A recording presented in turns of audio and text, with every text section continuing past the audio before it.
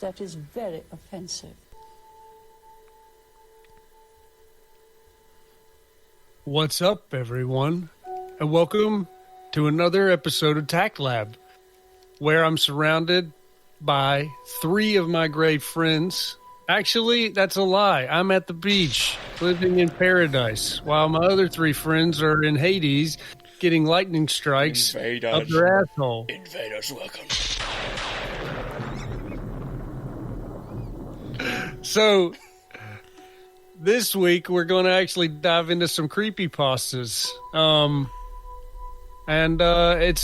It's in no celebration of Halloween or anything in particular that's spooky, just a random creepypasta episode. So, sit back, relax, and enjoy. I'm going to kick things off. Actually, Put it there.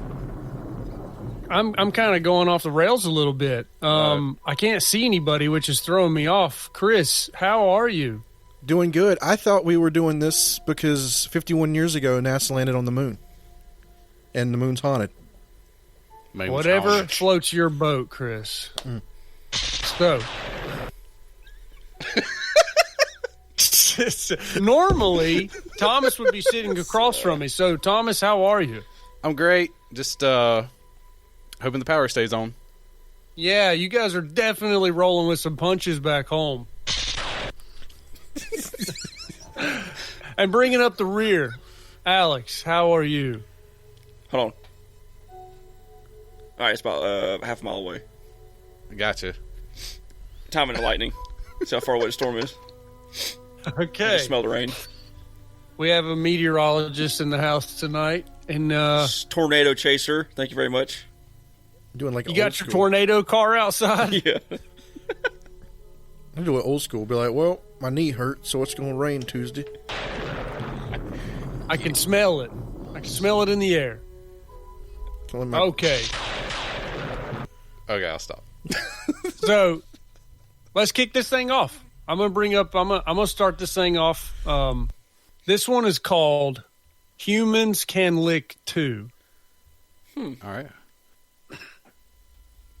A beautiful young woman is left home alone with only her dog to protect her. On the news that night, they announced there was a serial killer on the loose in the area.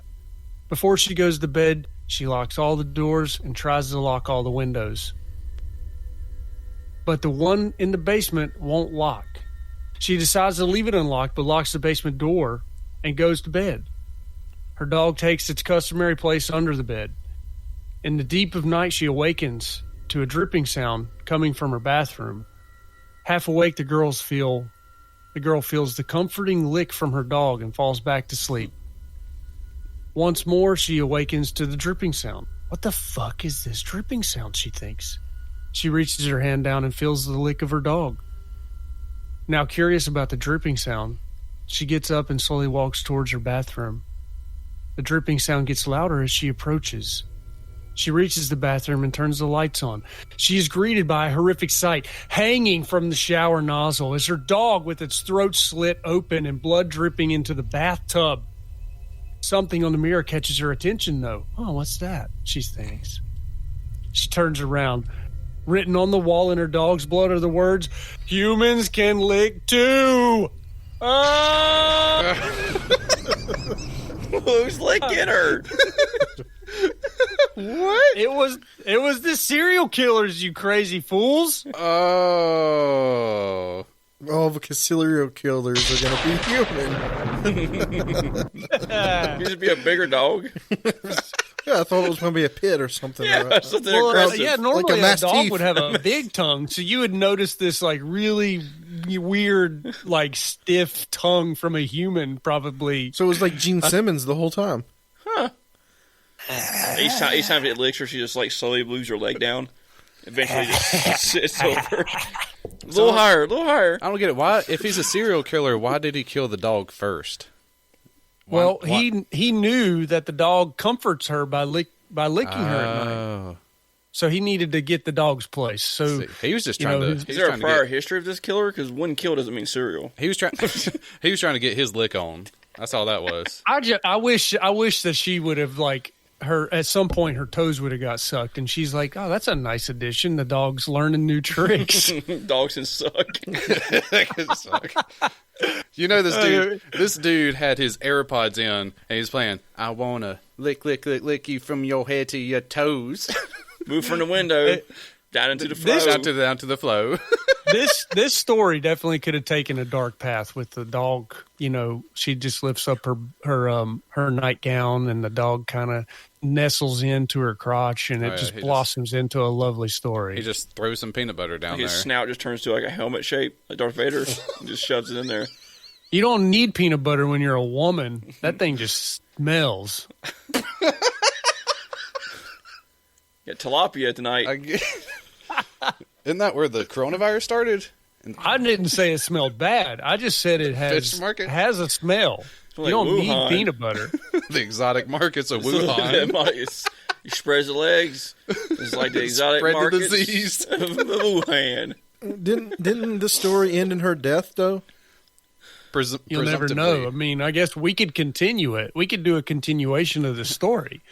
But I mean, maybe the serial killer was gone. Well, maybe he bounced just to leave that psychological, mind fuck on. Could have got you, but I didn't. Ha, I licked you too. Was she like a POC and he was just like licking her feet? Mm-hmm. Reparation licking. Yeah, that's what I'm getting at. I think that's what it meant. Relicking. Repper-licking. All right. Anyways. Arduous years of work. I got one more for later, and it's literally like a 30-second read, so I'm going to save it. It's actually voted like on some of the worst creepypastas. Oh, so nice. I'm gonna pass the buck off to Alex, though, if you're ready, Alex. The chest. Creepy, right? Yeah. Is it a chest like or a woman's chest or a pirate chest? The chest. The chest. For 3 hours, they had been walking down this deserted road, yellow, dead grass lying on either side of them, with nothing in sight besides the gray gravel stretching out from what seemed like eternity in front of them. "We should have stopped at that small town, Evan," Sarah said towards his back as they walked in a straight line, their legs growing heavier with the tiredness of the long walk. "Yeah, well, what do you want me to do about it? The asshole back at town said the farm was a short walk from here," Evan snapped at Sarah, looking back at her as the beads of sweat rolled down his forehead. It had been very hot that day, and the heat hadn't let up, even with the sun setting in the distance. "Shut up, you two. We can't be like that. Just keep walking."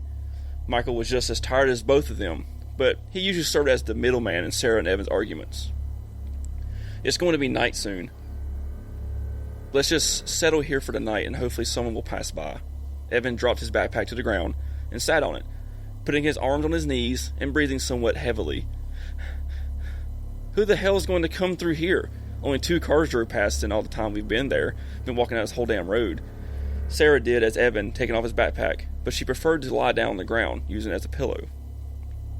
"It's our best shot, honestly, unless you get a better idea." Michael reached for the nearly empty bottle of water in his backpack before taking it off his back and setting it next to Evan.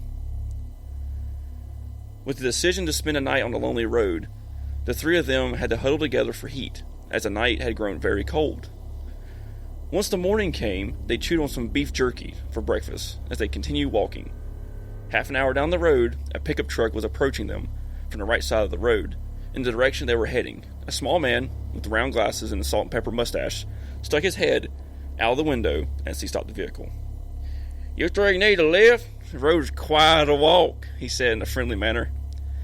"We noticed, thank you, yes, if you don't mind. We're trying to reach the farm," Sarah was the first to answer the man's inquiry. "You mean my farm?" "Yeah, it's another couple miles from here. I went to visit a friend of mine in town yesterday morning and drop off some of them cargo in that old dash back there," the man said as he pointed to the back of the pickup truck, where a large, beaten-up leather chest with a combination lock was lying in the back. "That's nice. I'm Evan. This is Michael, and that's Sarah. Ted Nig. It's a pleasure to meet all of you." Ted Nig? Ted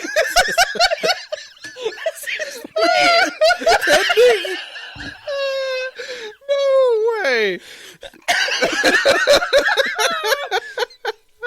Ted Nig. It's a pleasure to meet you all. Ted stuck out his hand and gave each one of them a strong handshake. For his appearance, he had quite the grip.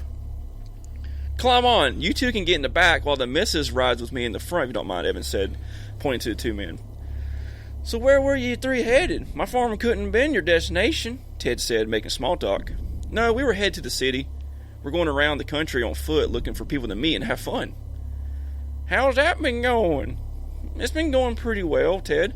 We visited the capital and stayed with the older couple. They were very nice to us, even gave us some good meals even though they didn't have much. Then we visited a few towns before coming here. I say we've walked at least 300 miles. Those two certainly got better grub than most people we've met.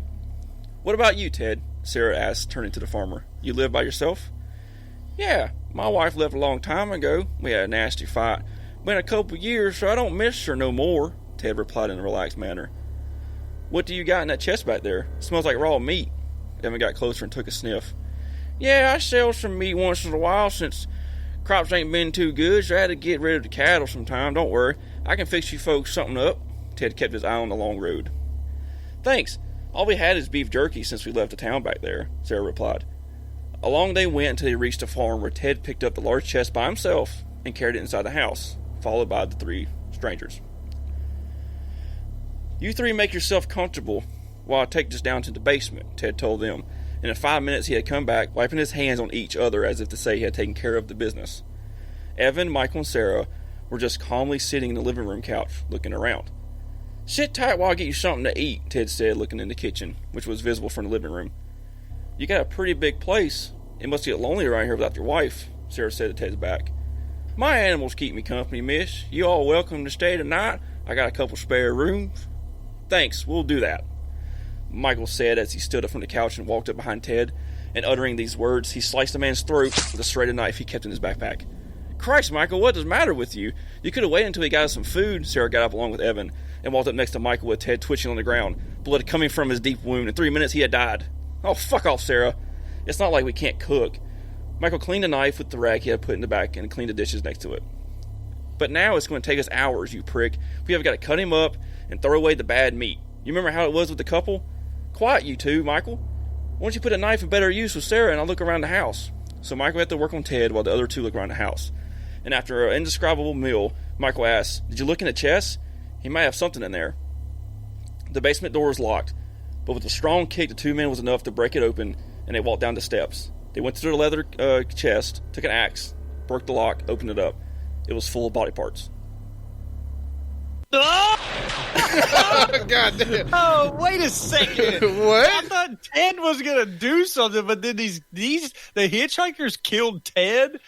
Oh, so Ted was going to kill them, but they ended up killing him first. How did they know Ted was going to kill them? They were cannibals. Oh, They didn't. They didn't know. It was just an ironic turn of events. Like, was Shit. Ted a cannibal or was Ted just a murderer? I think Ted was just I a murderer. think you have to be a murderer to be a cannibal. What? They're not mutually You can- exclusive. I don't think you have to kill the person to eat the person, do you? Fair enough. Or do you? I mean, unless you're like feasting on cadavers. I mean, Oh, like a vampire with a conscience. Yeah. Is it like you can take the cannibal out of the murderer, but you can't take the murderer out of the cannibal? Like Right. Trump supporters. oh. So it's like he works at a mortuary and he just takes a little bite of the person. He just nibbles on her It's toes. just like, but they, They they don't were say already dead. one toe, a two toe. They will never three miss it toe. at all. Was he Italian? It's Italian mortician. I'm in the vampire. You do a lightning strike, Thomas? Ted Nieg. Oh, It was so- Nieg. Yeah. Nig? Nieg. Nig? Ted Nick? It'd only be worse if his name was Tad. Tad Nieg. A tad Nick. Oh my god. That's not. That's not right. I hate the name Tad. Yeah. Jesus Christ. All right. Okay. So, Chris, do you want to indulge us with your super scary creepypasta story? Yeah, I think I misunderstood.